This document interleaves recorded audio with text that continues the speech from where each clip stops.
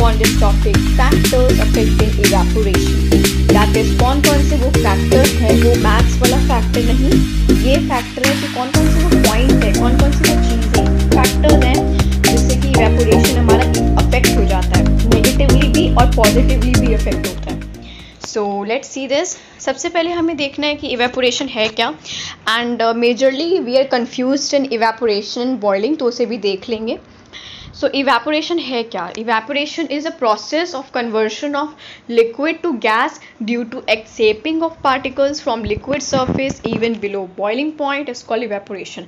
अब देखो, इवेपोरेशन और बॉइलिंग में ये बात तो सेम है कि यस, लिक्विड से गैस चेंज हो रहा है. जो conversion of state of matter है वो फ्रॉम लिक्विड टू क्या, from liquid to yes gas हो रहा है, directly from liquid to gas change हो रहा है.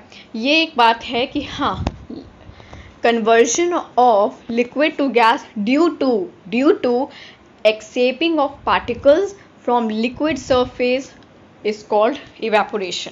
मतलब लिक्विड सरफेस यानी कि जैसे कि आपने देखा होगा that the people are often seen sprinkling water in their backyard. Like ये होता है, let me take green colour for this, it will be right. So ये होता है like your surface, your ground of the backyard, है ना. Now इसमें water है, पानी है, इस पर पानी गिरा हुआ है बिकॉज ऑफ द रेन. समझ लो बारिश हुई है and the water is there. अब जब क्या होता है दैट इवेपोरेशन के थ्रू, इवेपोरेशन एक ऐसा प्रोसेस है, एक सरफेस फिनोमिनन है जिसके थ्रू क्या होता है, लिक्विड से गैस चेंज हो जाएगा. ठीक है, लिक्विड से गैस चेंज हो जाएगा without reaching boiling point, even below boiling point.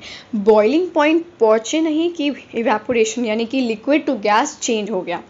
That is what evaporation truly, that process of conversion of liquid to gas due to escaping of particles from liquid surface is called evaporation, right? That is without boiling point. So अगर we see that the water here, it is water, right? So जो water है that will evaporated, ठीक है, evaporate हो जाएगा because इधर boiling का तो कोई process हो ही नहीं सकता because हम heat तो supply नहीं कर रहे हैं. अब आप बोलोगे दैट सन की हीटनेस आएगी, सो दैट इज़ नॉट.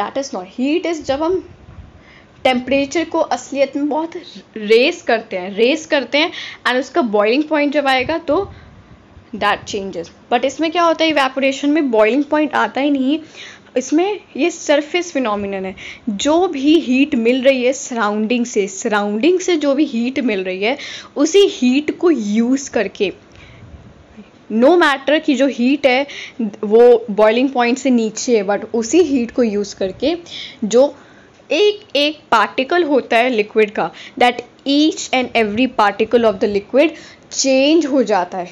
वो पार्टिकल ऑफ लिक्विड चेंज हो जाता है इनटू गैस. ठीक है, एक पार्टिकल उस एनर्जी ऑफ हीट एनर्जी को यूज़ करता है और काइनेटिक एनर्जी उसकी फिर बढ़ जाती है. हीट एनर्जी जब यूज़ करेगा तो काइनेटिक एनर्जी बढ़ेगी तो फिर पार्टिकल दूर जाएंगे क्योंकि उनके पास एक एनर्जी आ जाएगी. दे विल हैव अ शक्ति दैट वो फ्रीली मूव कर सकेंगे, राइट. सो वो लिक्विड से गैस में चेंज हो जाएंगे जब वो फ्रीली मूव करेंगे. अब हम अपने नेक्स्ट स्लाइड की ओर बढ़ते हैं. Evaporation takes place only at the surface of liquid. हाँ, अभी हमने क्या देखा, example of the ground, water on the ground. So evaporation क्या है, एक सरफेस फिनोमिनन. ये बहुत ही बड़ी है, ये कभी फिल इन द ब्लैंक्स में आ जाता है एग्जाम में, दैट इवेपोरेशन एक सरफेस फिनोमिनन है या बल्क फिनोमिनन, क्योंकि बॉइलिंग एक बल्क फिनोमिनन. अब इसका मतलब क्या, यही नहीं समझते.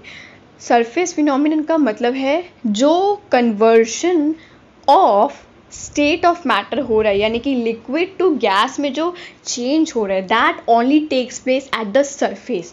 वो सरफेस पर ही होता है, सरफेस ऑफ द लिक्विड, यानी ये है ग्राउंड, ऊपर है there is water.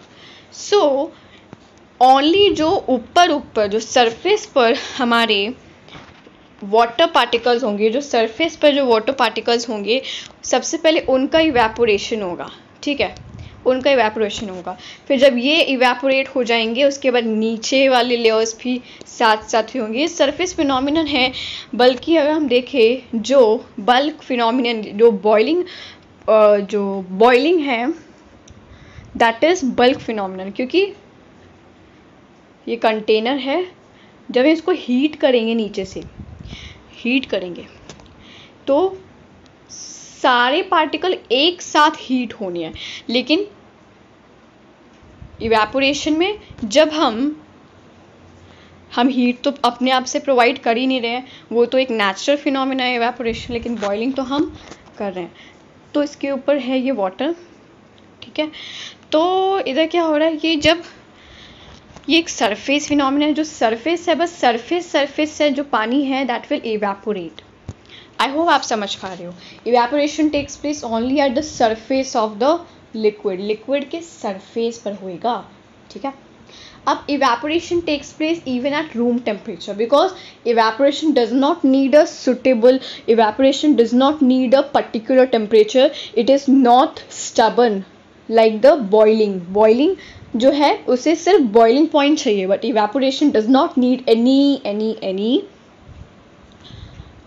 Particular temperature. वो रूम टेम्परेचर पे भी हो रहा है, देखो। अब evaporation speeds up with the rise in temperature. हाँ, ये है कि अगर टेम्परेचर अगर राइज होगा तो इवेपोरेशन भी जल्दी होगी। सरफेस पे जो लिक्विड है, इमेजिन करो साथ साथ सरफेस पे जो लिक्विड है, लाइक आप पिक्चर में ही देख लो, कोई बात नहीं। सरफेस पे जो आपको इधर दिख रहा है, ये जो सरफेस है, सरफेस पे जो भी टी या फिर मिल्क जो भी रखा हुआ है, सो जो सरफेस पर जो लिक्विड पार्टिकल्स होंगे वो पहले इवेपोरेट होंगे, फिर जो सरफेस पर होगा उसके बाद फिर वो इवेपोरेट होंगे, फिर जो सरफेस पर होगा वो इवेपोरेट होगा। ये एक सरफेस फिनोमिना है, इसको इमेजिन कर लो। तो टेम्परेचर जैसे जैसे राइज होगा तो इवेपोरेशन स्पीड अप होना ही है, क्योंकि जैसे टेम्परेचर राइज होगा तो उतनी ही जल्दी पार्टिकल्स काइनेटिक एनर्जी गेन करेंगे, मतलब ज़्यादा काइनेटिक एनर्जी गेन करेंगे। तो अगर ज़्यादा काइनेटिक एनर्जी गेन करेंगे तो that will what happen, kinetic energy से they will change into gas. और वहीं अगर लो टेम्परेचर है, थोड़ा कम टेम्परेचर है, there is no rise of temperature, तो व्हाट विल हैपन, यस, जो हीट एनर्जी अपनी सराउंडिंग्स के पार्टिकल्स ऑफ लिक्विड वो तो गेन करेंगे ही, काइनेटिक एनर्जी भी धीरे धीरे बढ़ेगी और धीरे धीरे वो इवेपोरेशन होगा। तो इवेपोरेशन अगर आपको स्पीड अप करना है तो थोड़ा सा टेम्परेचर, लेकिन आप नहीं कर सकते because it is a natural phenomenon, ठीक है।